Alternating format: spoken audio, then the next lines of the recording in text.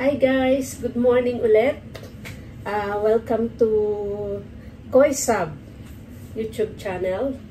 And for today's video guys, gagawa tayo na magbe-bake ulit tayo. Pero this time, yung instant na ang gagamitin natin.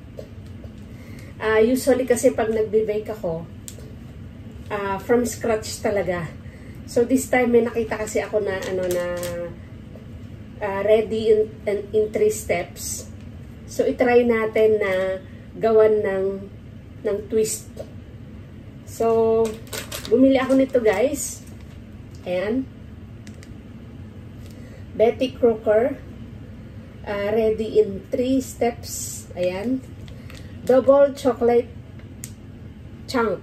Ayan. So try natin guys. Ngayon ko lang siya susubukan. And syempre, dadagdagan natin siya, lalagyan natin siya ng twist, dadagdagan natin siya ng dark chocolate. Ayan. Ito dark chocolate guys, dark chocolate. Ayan. Ayan, dark chocolate. And syempre, yung ating egg. Kailangan po guys, yung ating eggs ay, egg lang pala, hindi eggs, kasi iisa. Ay room temperature. Ayan. So, inilabas ko na ito kanina. Siguro 2 hours na siya. And, syempre, yung ating butter. Ayan. Malambot na rin po siya kasi kailangan room temperature lang siya. And, lalagyan natin siya, guys, ng Oreo. Ayan. Yan ang gagawin nating twist. Yung dark chocolate at saka itong Oreo. Ayan. 10 pieces lang po siya. So, kukuha na lang ako ng isa. So, 9 pieces na ito. So, tingnan natin kung anong kalalabsan. Kailangan mag-explore tayo kung ano yung pwede natin gawin sa isang recipe para ma-own mo yung recipe na yan. Ikaw na ang bahala. Pero, syempre, titingnan mo kung ano yung magiging resulta mamaya pagkatapos natin i-bake, titikman natin. Ayan. So, samahan nyo ako guys and let's bake!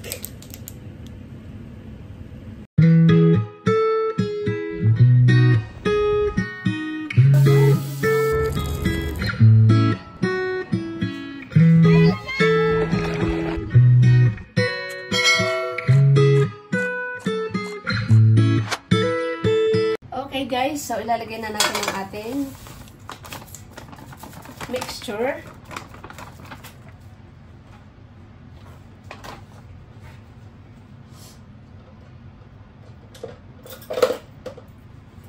Tingnan nyo guys, meron na siyang dark chocolate. Ayan, may mga chocolate na siya. Ayan. Kung makikita nyo. Kasi isang ano na nga lang yan, isang mixture na lang yan. So lalagay natin ang ating egg. Ayan, egg.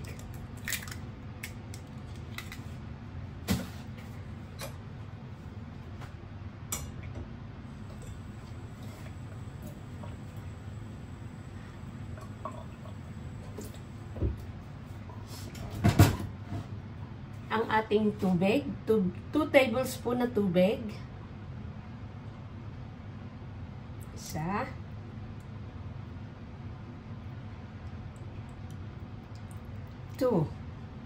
Okay. At syempre, ang ating butter. Ayan.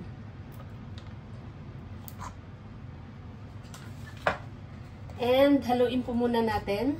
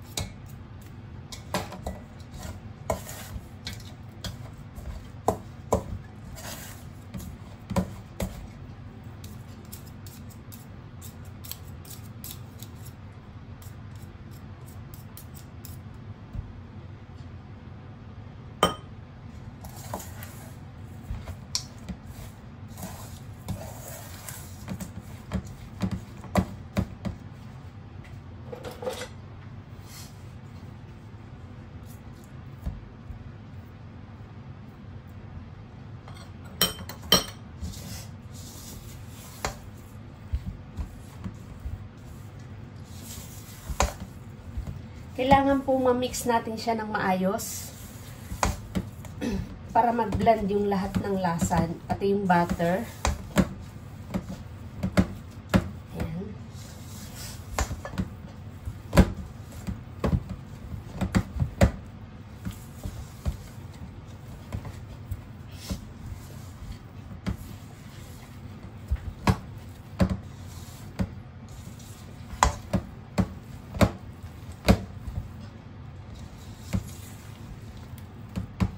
Ayan.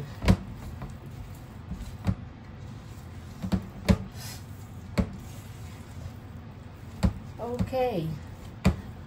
Kung mapapansin nyo guys, ayan. Na-mix na natin.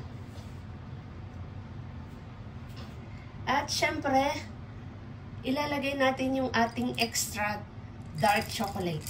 Ayan.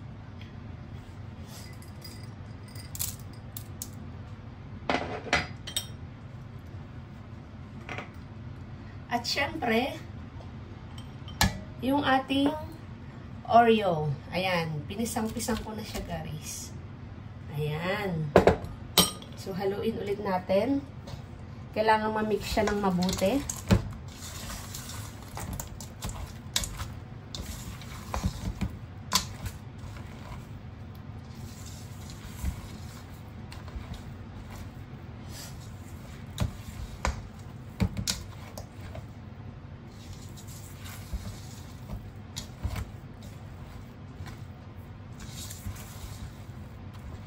Ayan.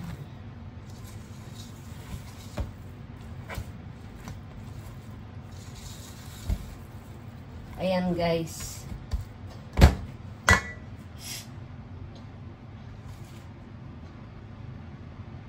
So ayan guys, bibilugin na natin. Maghugas lang ng kamay. Ayan. And syempre, isang scoop lang. At ilalagay natin sa ref for at least 1 hour para tumigas. Ayan. Isa.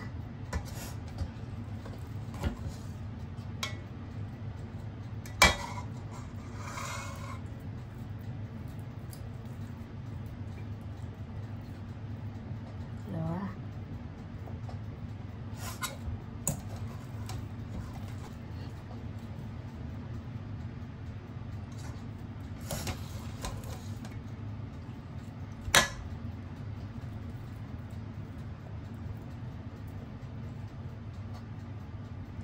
Gawin na lang nating malalaki para mas madali siyang lutuin.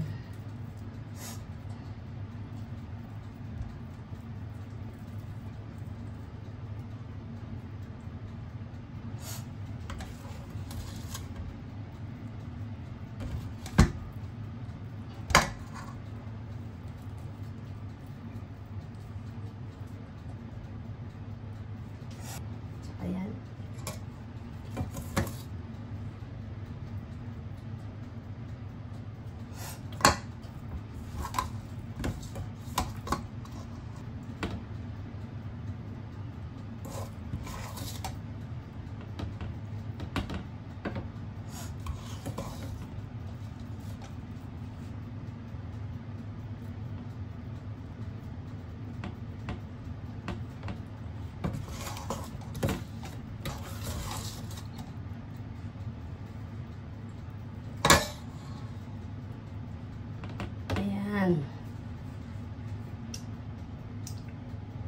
So guys, eto na siya. Ilalagay ko muna siya sa ref for an hour para tumigas siya. Tapos ma-form ko pa siya sa pagkabilog niya. Hintay tayo ng 1 hour and then saka natin siya i-bake. Ayun. So guys, i-bake na natin after 1 hour sa ref. Ayan, matigas na siya kaya naayos ko na yung pagkakabilog kanina. Kasi kanina medyo hiwa-hiwalay, dumidikit kasi sa kamay ko. So ayan, binilog ko siya ng mas maayos. Kasi medyo matigas na siya. Tumigas siya nung inilagay ko siya sa fridge. So, i-bake na natin guys for 12 minutes each. Ayan, 12 minutes lang guys. Ayan. Napainit na natin ang ating oven. Ayan. So, 12 minutes lang yan guys. 12 minutes.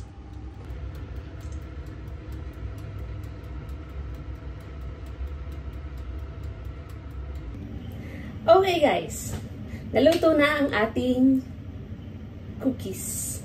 Ayan. Tingnan nyo guys. Yuhuu!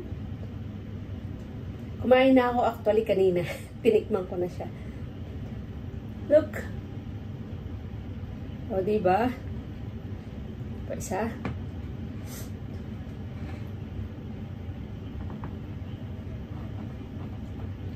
And, titikman natin syempre. Titikman natin. Kumain na ako kanina. Tinikman ko na siya kanina.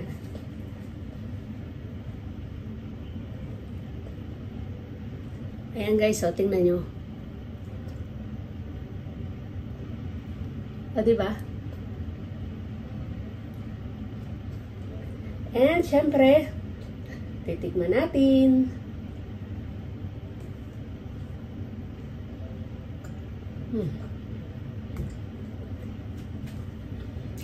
Malalasahan mo yung dark chocolate. Tapos yung Oreo, nagka-crunch siya ano ko sa pag ninunguya ko. Crunchy. So, tamang-tama ito sa tea time. Ayan. O kaya pang himagas pagka kumain ka ng tanghalian. Sarap siya. Hindi siya ganun katamis. And, napakasimple lang na gawin.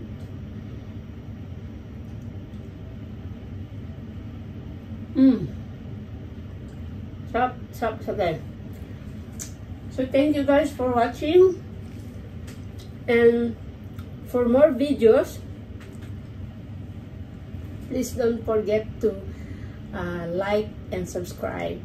KoySub YouTube channel. And see you again sa mga susunod ko bang pagbibake. Thank you everyone. Have a good day. And see you again soon. Thank you.